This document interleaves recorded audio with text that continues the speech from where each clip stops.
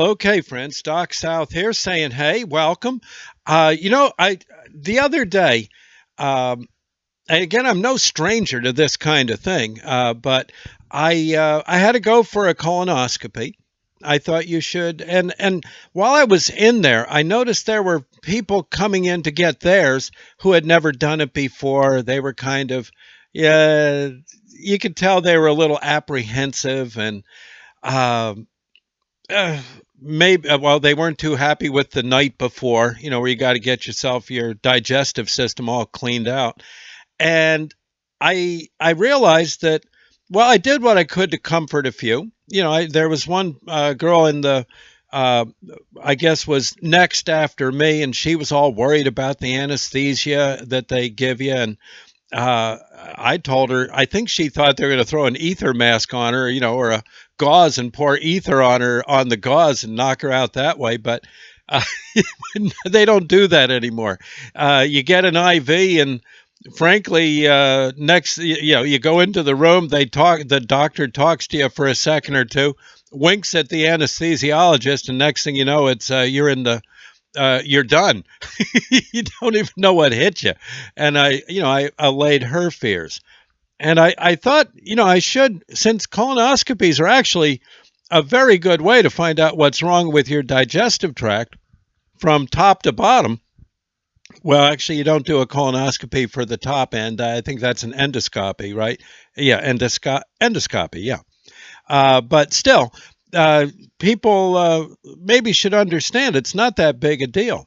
It's well, let's do that as quick as I can. I don't want to. I find that if I do these YouTube videos for more than about 12 minutes, they tend to deny the access to the video. So the first thing a lot of folks are worried about, oh my God, that cleansing. Oh yeah, yeah. It's not a big deal. Again, you got to use the right stuff. You don't want to get a roto rooter, where the sun don't shine. You just gotta. What you do is you get there's a new brand of drink you take. I think it's called Shore Prep. It's a prescription, but your doctor will give you the prescription for it. And boy, that stuff, wango. There ain't nothing left when that Sure Prep's done with you, and it's not uncomfortable. At least it wasn't for me. You just want to make sure you're once you take it that you cancel. Yeah, you cancel you cancel that half a marathon you were going to run later that night, because you ain't going nowhere. The only running you're going to be doing, okay. And you don't want to be too far from the John, shall we say? And yeah, and maybe reserve, if you got two bathrooms in your house, one is for you that night. Yeah, okay. All leaves are canceled. That's all I can say. And yeah, you'll be up all night, running to and fro, and that that's just how it is. You'll be amazed how much stuff is in you. Oh my gosh, how much glop. And but it's all got to come out so they can see what's cooking. Then you go to you got to have someone drive you to the I guess to the doctor's office, to the where they do the procedures, clinic, I guess you'd call it. I guess. Well, in any case, wherever it is, they're going to do it. And everyone's really, you think, oh God, I'm going to be running around. Well, yeah, they give you a hospital gown to wear. Frankly, you won't be needing your clothes where you're going, and they're just going to get in the way. So you put on a hospital gown, big deal. Just make sure you hold the back.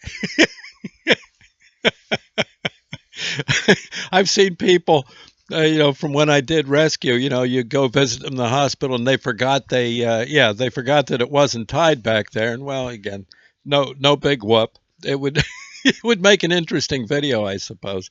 And the nothing you ain't seen before. Okay, and so you're laying in your they put you in like a little hospital bed, and they draw the curtain so no one's going to see you. Big deal if they do. And you just they'll come in. The doctor will talk to you a little bit. The nurses' aides and the nurses will. Different folks will be tending to you, asking questions and stuff. And Someone will come in, set an IV into your arm, which is good. They're usually those folks know what they're doing, so no big deal. That'll be where I guess if something were to go wrong, they can at least they've got an IV started. But near as I know, very little goes wrong, and that's where they'll put the anesthesia. That'll again a drop or two, and it's yeah, you're done.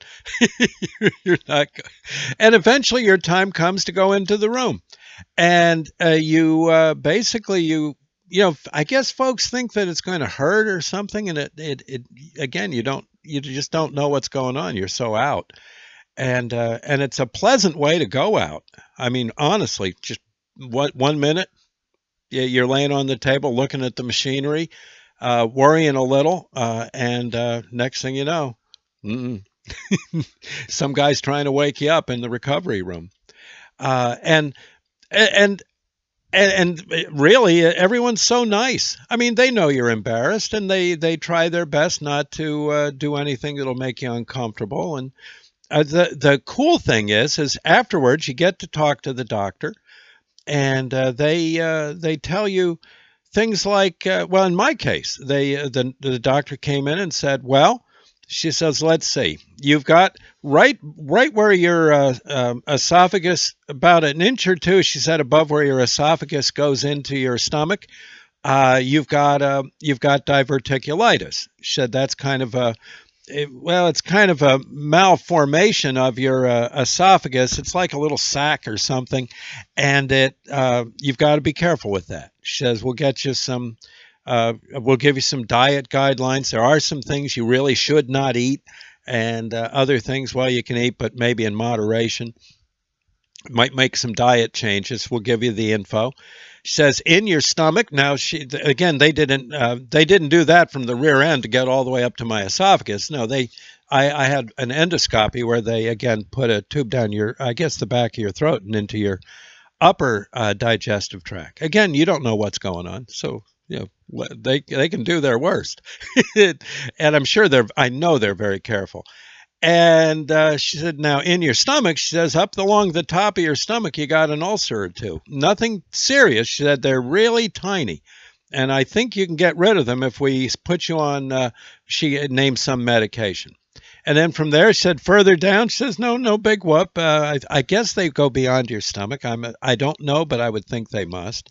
And they have ways of doing this, And I didn't hear of anything much troubling there as the digestive tract approaches the pancreas. But she said that those ulcers may have been what was making you feel short of breath, because they kind of hurt. It hurts to take a breath and like that. So, okay. Now she says from the other end, she said you've got. We found a polyp in your lower descending colon. That'd be on the left. And she said, I said, polyp, right? Yes, polyp. She says, we removed it. I said, well, I didn't feel a thing. She says, no, you wouldn't. And she said, but those can turn into cancer, so good that that's gone. We found no other polyps. If we did, we'd have pulled them. And she said, you do have some diverticulitis in your descending colon. And that can be bad, she said. Diverticulitis isn't a great thing to have. Again, you've got to watch your diet. And I said, gosh. I said, what about coffee? She says, you got to cut back on coffee. I didn't like hearing that. That was about the only bad news I could come up with. She said, all in all, though, she said, you're in pretty good shape. Like to see that we've got to work on getting that diverticulitis down, and you'll be, All in all, she said, yeah, not bad. She said, any questions? I said, no. She says, well, there you go. And of course, I was very groggy. You have to have someone. There's no way you're driving down the highway, at least not for long. You won't get far. After all that stuff they gave you. No, you're not. You're probably the first, maybe second telephone pole. That'll be it for your driving. So you got to have someone drive you. So you got someone to talk to. And mostly you're talking gibberish anyway at that point. And so next thing you can go home, maybe stop. Oh, you had to not eat for a day before. That kills a lot of people. Oh man, yeah. But that's how it goes. So, but you eat heavy after the event. That's all. I wouldn't suggest after they've cut a polyp out, for instance, I know they said don't take aspirin. It might increase. There might be some bleeding, but again, after a few days, you can take an aspirin. Hot peppers might be out of the question for the moment. That kind of thing. Yeah. But other than that, honestly, it's no big whoop. And I remember a doctor. I've gone through about 4 of these.